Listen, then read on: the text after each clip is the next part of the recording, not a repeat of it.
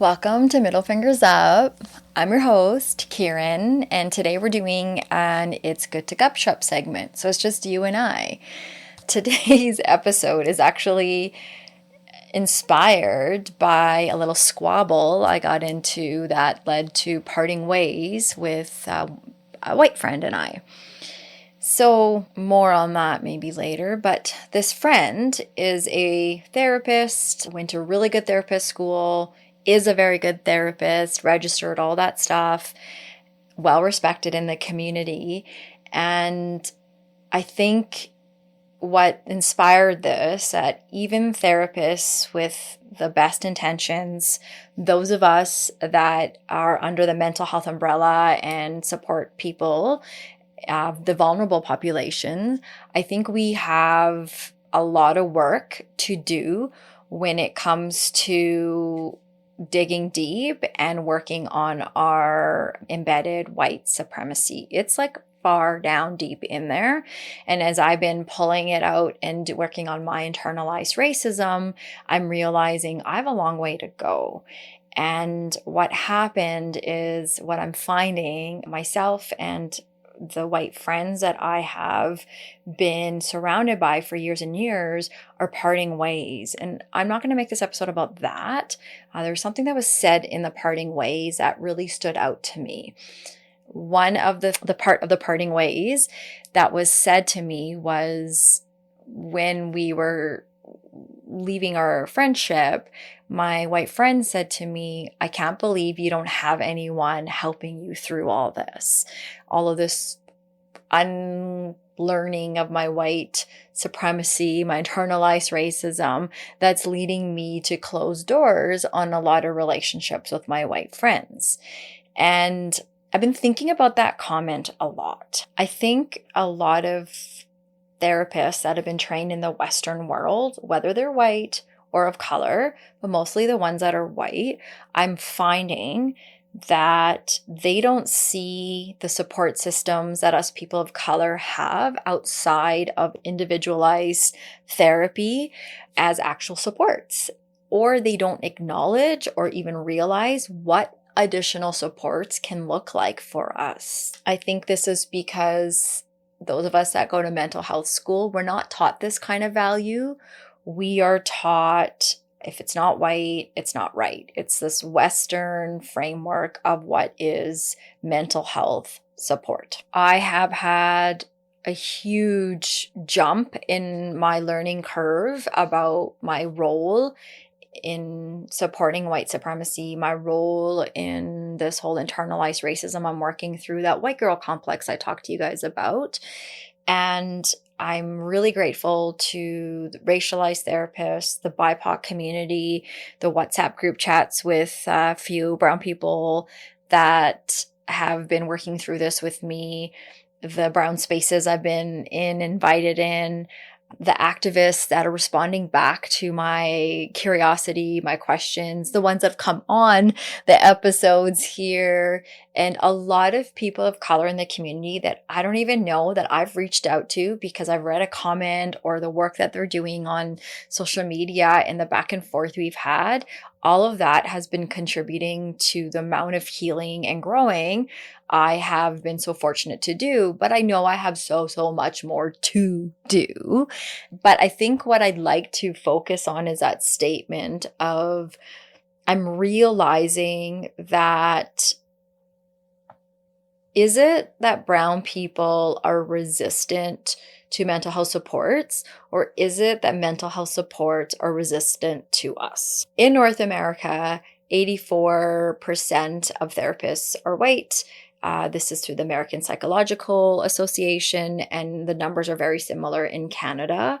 We have a lot of people working in mental health services, in the hospitals, any kind of mental health support, therapists that come from the white world or have been brought up in the white world. And so from the outside look like a person of color, but really believe and support Western practices, live by them, eat, sleep, breathe them in the way that I was when I went to mental health school and did the work that I was doing for years and years in mental health. The thing is, knowing this, there's also this significant number of South Asians, BIPOC community, a lot of the immigrant communities that are in high levels of distress and are requiring supports for identity fragmentation, this guy right here, supports for racism-induced anxiety, supports for intergenerational trauma, supports for immigration stress. The list goes on and on and on in the way that people of color require support when it comes to mental health. However, these systems that many of us went to school in the mental health world for, we're realizing they're not really built to support people of color that live in North America in the way that we are claiming or taking people's money, in so to say. So it's designed to serve white, the Western norms. Healing is very individual, very clinical, very silent. For example, this particular white friend and I remember when I was just kind of like having that door cracked open for me and starting to recognize my gut was telling me a lot in these spaces that I've been in for years with white people. My gut was sending off these red flags in this conversation because my friend was sharing how she had done so much good work with this Asian client who is an adult living at home and was in conflict with her mom and was teaching this Asian woman these boundaries that she didn't really even know existed. And my back went up because this is the exact same thing that led to a huge conflict. Like you wouldn't even believe if I shared what went down way back in my 20s with my own mom and I. And it's because I was in mental health school for 5 seconds and came out and regurgitated all this stuff, boundaries and all this kinds of stuff. And it really impacted our relationship at the time. And I was worried because I'm like, oh man, I wonder what it's like for this mom whose daughter is going to therapy by herself, learning these tools, these boundaries that the Western people do, but they're not really going to translate in their home. And the mom's not receiving this kind of support or this kind of help. And so how is this going to play out? And so my friend had a reaction to my reaction and was like, oh, you think that you guys are the only ones that have these kind of boundary issues? And I was like, no, it's not that we're the only ones, but people of color's needs and family dynamics are very different and not really considered when we go to school and learn all the individualized therapy frameworks. But we weren't really able to carry the conversation further because often what happens is that deep-seated white supremacy sneaks up and then defense signals go off. I mean, you can go listen to or watch the Angry Brown Girl Club series. We talk about this a lot. And there really isn't room to carry the conversation. It gets shut down. And a lot of this nice racism starts to come out. And so I also don't feel I have quite the skill set that a lot of the people that I've been surrounding myself around with do to challenge that back and have that. And that's my own work that's cut out for me. So I guess this comment of you don't really have the kind of supports that I wish you did has had me thinking about like what is working for the brown community or people of color when it comes to mental health supports. And I think talk therapy, this individualized, go to a white therapist may work for some people, but majority in the conversations I've been having, it's like they go once and they never go back again. And there's a reason for that. So in our community, a lot of us grow up with this community collective care. You see it in the way we share food, in the way that we have gatherings, in the way our aunties check on us in WhatsApp groups. Like all these kinds of different ways that we show up without phoning, but the need to make sure we're checking in on being there, thousands of phone calls a day, all these kinds of things that maybe we are irritated by. But at the end of the day, the message is, I'm looking out for you. I'm here for you. You think of mutual aid circles, healing circles, the list goes on. I know these are like basic examples I'm sharing, but I think a lot of us people of color understand without needing the subtitles and how this community of care happens for us and how much healing we have when healing's done outside of isolation.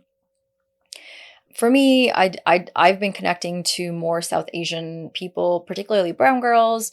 A lot of my healing is in the relationships between brown girls because I haven't always had great relationships with them. A lot of it is because I was sucked into the white culture. And the reason why I was able to be friends with a lot of white people is because I'm a white brown girl. But a lot of these white friends, they would not connect with my brown friends. In fact, I've seen this with our white friends when we've been at gathering with a bunch of brown people. There's huge disconnect, no conversation, and it's really awkward. And I realize the difference in why I've been so quote unquote special, but really how deep I've been accustomed to the whole white people culture.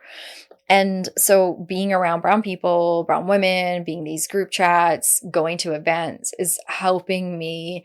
I'm going to use this a lot, like be in the presence of not needing subtitles and lots of just eye contact, lots of shoulder shrug, lots of looking at, I got you, I understand, like having a full-on conversation that's so therapeutic without using more than 4 words blows my mind how much connection there is in that. Then there's this other thing that works for our communities is cultural validation.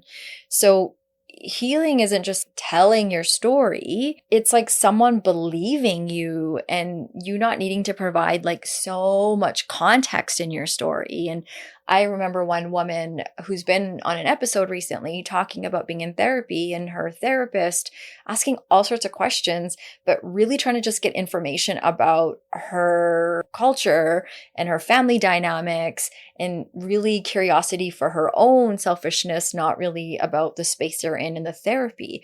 And I think this is what happens often is there is this, oh, I know, or, you see a person of color and you think, oh yeah, they're no different because we're trying to do the opposite of what's happening, which is I don't see color, versus like recognizing that, yeah, there are differences and I don't know them all. And I should use this person of color as the expert or consult with someone else or refer this client. But I'm so good at my therapy and I'm just going to take this client on.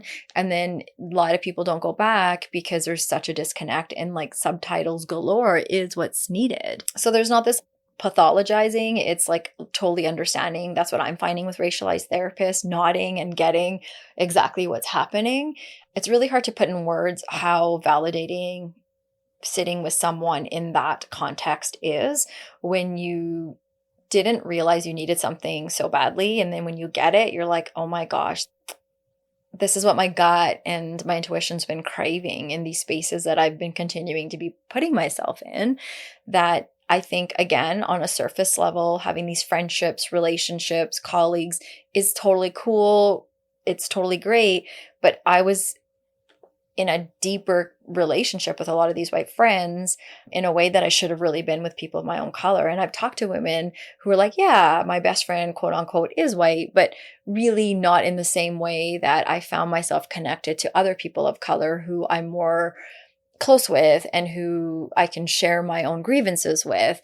And I didn't get that. I put all my eggs, I guess, in one basket. And so I think that's why I'm learning this a hard way. And this is why doors are closing between my relationships with like, where did all these white people go? And probably they're also upsetness and confusion towards maybe they think I'm being inconsiderate and walking away, but it's really impossible to be in these spaces in the way that as a woman of color, as a brown woman, to be honest, I need to be. And if you're a person of color that's following along and you're like, okay, whatever, my white friends aren't like this, cool, give me their number. I'd love to interview them. But I think really what's happening, because I used to be in this place too, is you're having surface level contact, surface level conversations. I had a lot of love yous and closeness with these friends who, again, are really nice and great, but there's a lot of nice racism in there that we weren't acknowledging and we were avoiding, and we were living in a lot of silences. So personally, I would really, really encourage us people of color to ask ourselves, like, how do we really know that, all right, white friends or white therapists, white mental health supports are showing up for us in the way that we actually need them to. So another thing that's really working, and I see a lot of BIPOC community therapists doing this, talking about this, sharing how to do it, is this decolonized approaches. So stepping away from frameworks that are intentionally Eurocentric, these models that are meant to serve that Western white mold. And one example would be somatic healing practices. These are ancestral practices in the South Asian community. This is huge, comes from our yogis that were practicing this, a lot of breathing techniques.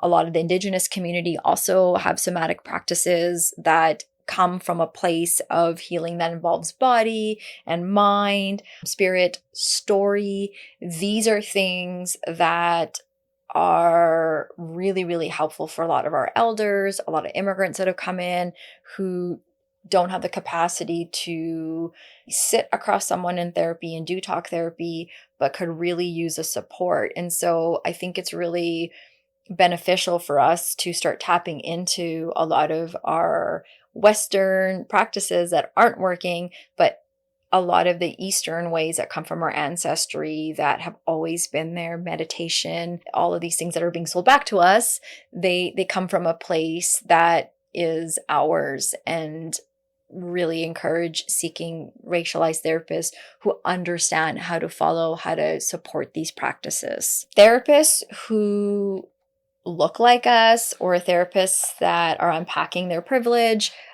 this is really, really helpful and works well for us. So it doesn't mean that only racialized therapists can help us, but it does mean that white therapists need to do a lot more digging and unlearning.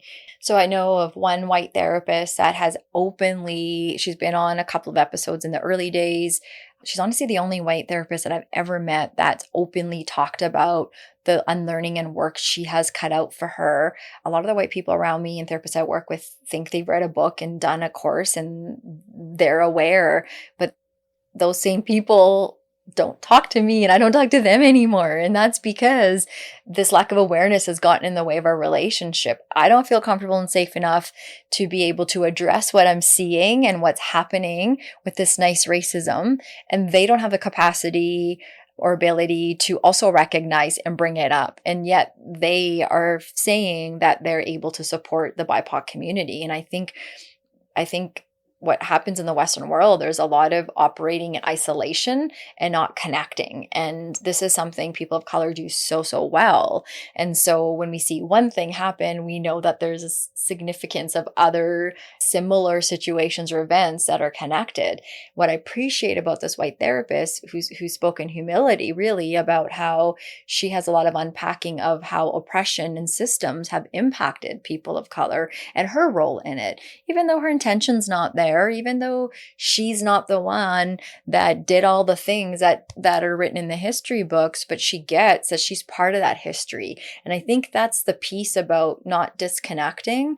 And that's what happens when a lot of white people walk around in isolation on land that's not even theirs. So there are people out there that are doing good work that continue to unpack. And there's a couple that I know I'm having really good conversations in the background with. It's sad that I can only say there's a couple, but I'm glad that there are a couple versus none. I just think we can't jump to this place of it's your problem, person of color, not mine, just because someone taught us something in school or we live in proximity to people of color, date people of color. And so I worry about that when I realize how much I've been caught up in that myself. Another thing that really helps with answering the question of, I can't believe you don't have anyone by your side helping you with this. It's so weird to say this, but media made for us by us. There are shows that are helping a lot of people like me put words to those gut feelings through humor, through comedy, through scenes, but it's not like laughing at us. It's truly pointing out what's happening and validating that we are being gaslit in these nice, quote unquote, racist moments. And I really, really encourage us, those of color, to watch some of these shows, to connect with this media, because some of us need it in the lighthearted way and can't handle, or it's too much in terms of the serious talk, and, podcasts and things aren't for everyone, but there are artists out there that are trying to bring this awareness in their fun storytelling. And I appreciate that, because it's helped me in moments where I've watched scenes with my white husband and we've both looked at each other and been able to unpack a dynamic that's been happening between us, or something that I can better explain in how I've been experiencing racism in my world. So really appreciate that there is media made by us for us, where we get to be the main characters about life, our life, and the way life is. So these sorts of things that I've listed are community collective approaches that help healing and help people like me that are trying to unpack how I got to where I am, how I can take my responsibility, as well as being okay without guilt to call in what I'm seeing with the white community that I've been surrounded by and around. So to answer the question, no, we're not resistant to therapy. No, we're not doing this work in isolation. So I think next time us brown people are like, oh, I'm fine, I don't need therapy, I don't believe in it, I think we maybe need to ask, is it because these mental health supports haven't believed in us, versus cutting ourselves off from it? I think we can raise our standard. I think we can recognize that there are many ways now where we can reach out and get supports. I've had the privilege of meeting really cool people on this podcast. It was an episode with Asta Soni. That episode was called You Can Always Bring Back Your Culture. This is a young woman, South Asian woman in the States, who is going to school to become a psychiatrist, and at a young age is recognizing how colonized the mental health teachings are, and herself did a semester in Delhi, and what she learned through old Gujarati practices, old Indian practices that support complex mental health issues like schizophrenia that we in the West aren't even willing to look at. And there are psychiatrists that is like one psychiatrist to 10,000 patients. The number's like ridiculous like that. And how are they supporting? Because it's a collective care. The psychiatrist is not the only one. It's a huge wraparound with the community.